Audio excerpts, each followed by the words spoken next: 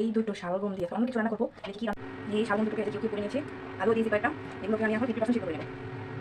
এটা 50% সিদ্ধ হয়ে গেছে। এখন এটা আমি ছেঁকে নেবো আগে থেকে। এখানে আমি পেঁয়াজ, টমেটো, ধনেপাতা, কাঁচামরিচ কেটে রেখেছি। আর এইখানে আমি 3টা ডিম পেঁয়াজ, কাঁচামরিচ, লবণ দিয়ে ফেটিয়ে রেখেছি। এটা দিয়ে আজকে রান্না হবে। আমি পেঁয়াজটা ভেজে নেবো, হালকা ব্রাউন আসা পর্যন্ত ভেজে নেবো। পেঁয়াজটা হালকা ব্রাউন হয়ে গেছে, আমি মশলা দেবো।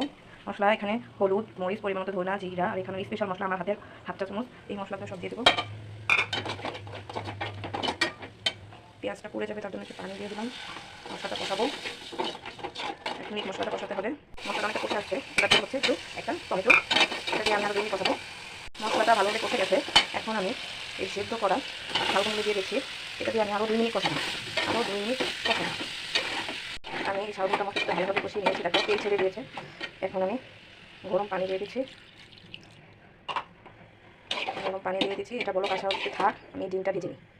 আমার শালগম তরকারিটা অনেক হয়ে গেছে, অলরেডি হয়ে গেছে। আমি ডিম দেওয়ার পালা, ডিমটা ভেজে নিয়েছি। সুন্দর করে ডিমটা দিয়ে দেবো। যে আরও ডিম আছে, ডিমটা দিয়ে দিলাম। এটা আমি 1 মিনিট ঢেকে রেখে দেবো। এখন হয়ে গেছে, এই দেখো রান্নাটা হয়ে গেছে। আর একটু মশলা বাকি, সেটা হচ্ছে ভাজা জিরা দেবো।